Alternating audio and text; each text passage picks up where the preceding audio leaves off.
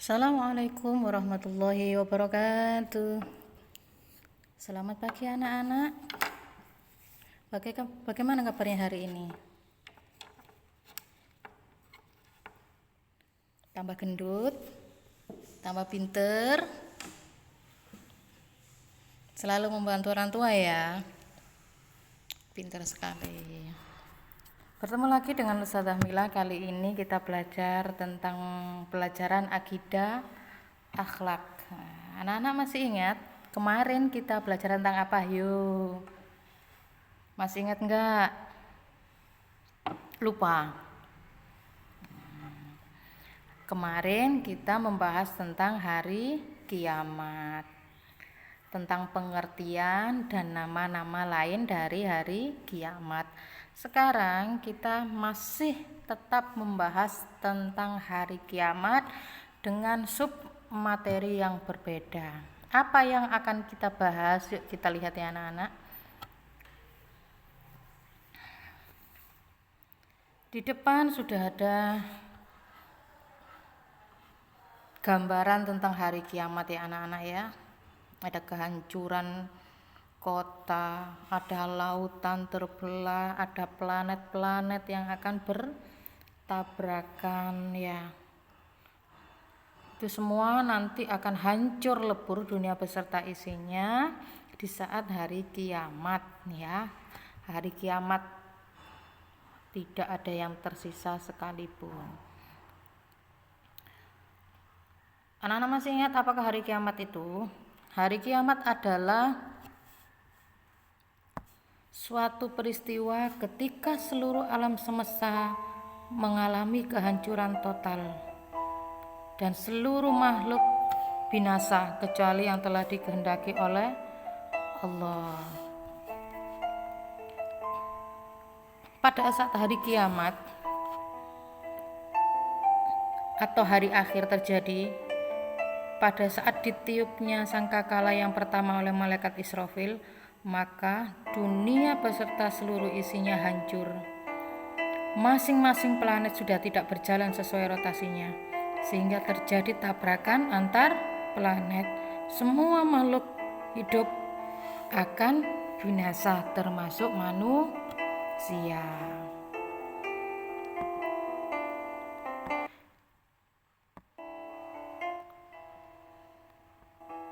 Nah, sekarang kita bahas tentang pembagian hari kiamat ya anak-anak. Hari kiamat bisa dikatakan bisa dibagi menjadi dua. Satu, kiamat sughra, kiamat kecil ya, atau kiamat umum. Yang kedua ada kiamat kubro, kiamat besar, kiamat khusus ya. Sekarang kita lihat contoh-contoh atau tanda-tanda kiamat sughra atau kecil. Nah, yang pertama tandanya adalah agama tidak dianggap penting lagi. Agama hanya sebagai pajangan. 2. Benda mati dapat bersuara seperti robot, televisi, dan handphone. 3. Banyak terjadi pembunuhan. 4. Banyak kemaksiatan. 5. Banyak pembantu yang melahirkan anak majikannya. Artinya mereka tidak melakukan pernikahan ya yang sah. 6. Perempuan mirip laki-laki atau sebaliknya laki-laki mirip perempuan. Perempuan potong seperti laki-laki ya. Kemudian sukanya merokok mungkin seperti itu ya. Atau laki-laki mirip perempuan. Laki-laki sekarang banyak sekali yang rambutnya panjang ya. Sekarang kita lihat banyak sekali seperti itu melakukan suntik supaya cantik seperti wanita, itu ada sekali, banyak sekali sekarang. Terus yang ketujuh, jumlah wanita lebih banyak daripada pria ya anak-anak ya. Kalau kita lihat nggak usah jauh-jauh di kelas kita ya, itu lihat laki sama perempuan banyak mana? banyak perempuannya, iya. Dan ini sudah menandakan bahwa memang tanda kiamat kecil itu sudah muncul, bukan hanya di sekolah kita ya, di dunia ini memang sudah tertera, sudah ada jumlahnya wanita lebih banyak daripada pria. 8. Fitnah muncul di mana-mana ya, jadi tidak semua orang itu jujur, ada keinginan tertentu yang ingin dicapai, tapi karena ingin jalannya instan, jalannya cepat, dia berkata yang tidak sebenarnya, atau dengan kata lain memfitnah temannya, tetangganya, atau siapa. Itu sudah banyak sekali terjadi ya. 9. Munculnya orang-orang yang mengaku nabi. Sebagaimana kita ketahui bahwa Nabi Muhammad itu adalah nabi yang terakhir. Jadi nabi setelah Nabi Muhammad itu tidak ada. Tapi pada kenyataannya itu banyak sekali orang-orang yang mengaku menjadi nabi ya. 10. Berlomba-lomba membangun masjid tapi tidak memakmurkannya. Nah, kalau anak-anak pergi ke suatu tempat, sama lihat sekarang di tepi jalan itu banyak sekali masjid yang dibangun dengan indah.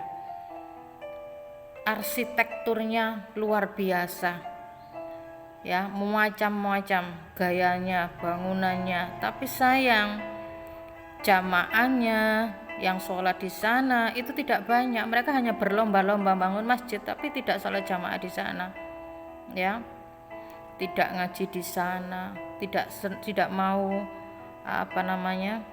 mendekati. Jangankan masuk, mendekati aja kadang tidak mau ya. Mereka hanya suka melihat keindahan masjid, tapi tidak suka untuk beribadah di dalamnya. Nah, ini contoh juga kiamat sughra atau kecil. 11. Banyak pejabat yang zalim. Pada dasarnya pejabat itu kan diberikan amanah, tanggung jawab untuk memberikan ketentraman pada siapa? Pada rakyatnya. Tapi jika dia menggunakan jabatannya dengan sewenang-wenang, dengan zalim, nah itu juga salah satu ciri-ciri kiamat sughra. 12. Buruknya hubungan antara tetangga atau keluarga atau mungkin teman, sering bertengkar.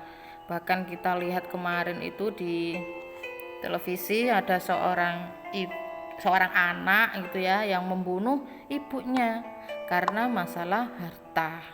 Nah, itu jangan sampai terjadi sama kita ya anak-anak ya. Semoga kita dijauhkan dari hal-hal yang buruk ya Allah ya. Dan semoga kita selalu saja mengerjakan kebaikan ya anak ya. Setelah tanda kiamat sughra, sekarang kita akan belajar tentang tanda kiamat kubro atau besar ya.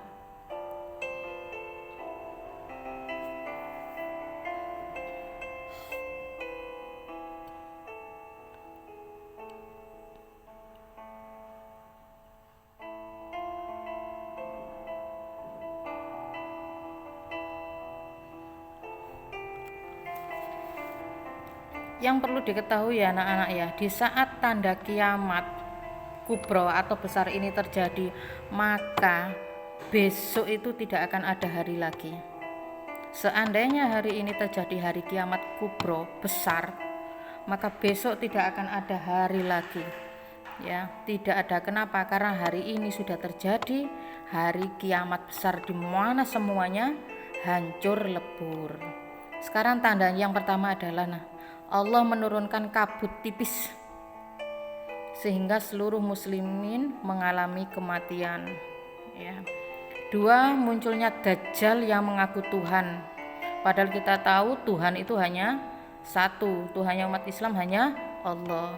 Dajjal itu apa sih, siapa? Nah, nanti Dajjal itu adalah tandanya, cirinya adalah sebelah matanya buta anak-anak, dan di keningnya terdapat tulisan kafir.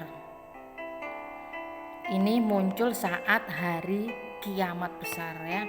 3. Munculnya dabbah. Dabbah ini adalah binatang yang bisa berbicara. 4. Matahari terbit dari barat. Ya, sementara ini matahari terbit dari timur, terbenam di barat. Tapi saat hari kiamat terbalik ya anak-anak, nanti matahari akan terbit dari barat dan tenggelamnya di timur.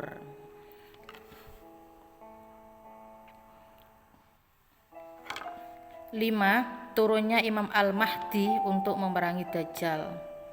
6. Turunnya Nabi Isa. Ya, jadi Nabi Isa itu adalah salah satu nabi yang masih hidup. Nabi yang lain ada Nabi Khidir ya anak-anak ya.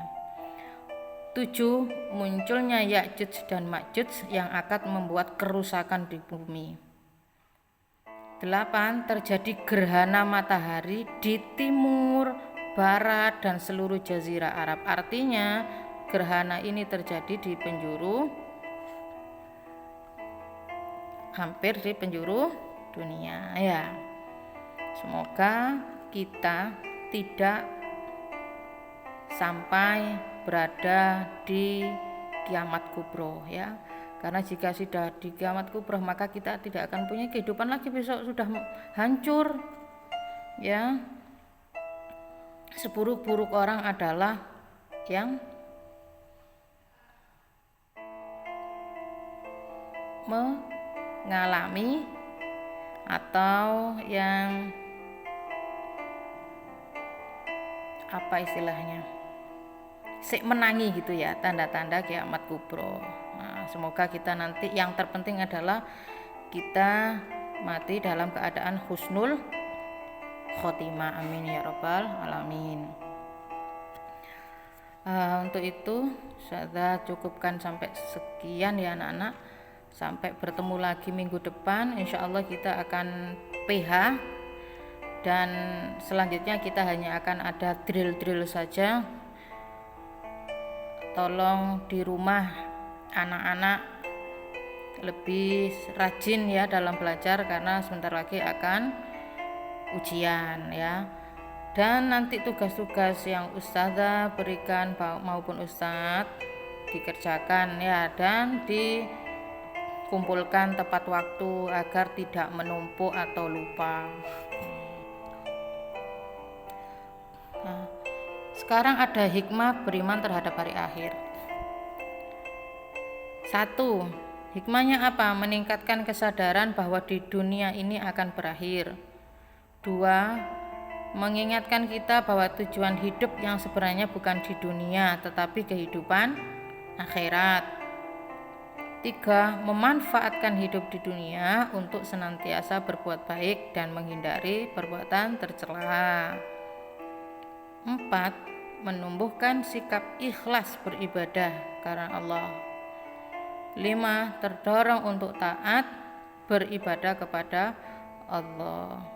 6. Terdorong untuk selalu meminta ampunan kepada Allah, karena manusia itu tidak akan pernah luput dari salah dan dosa. Maka kita harus sering-sering meminta ampun, sering-sering bertobat, sering-sering membaca istighfar dengan harapan dosa kita bisa terhapus ya anak-anak.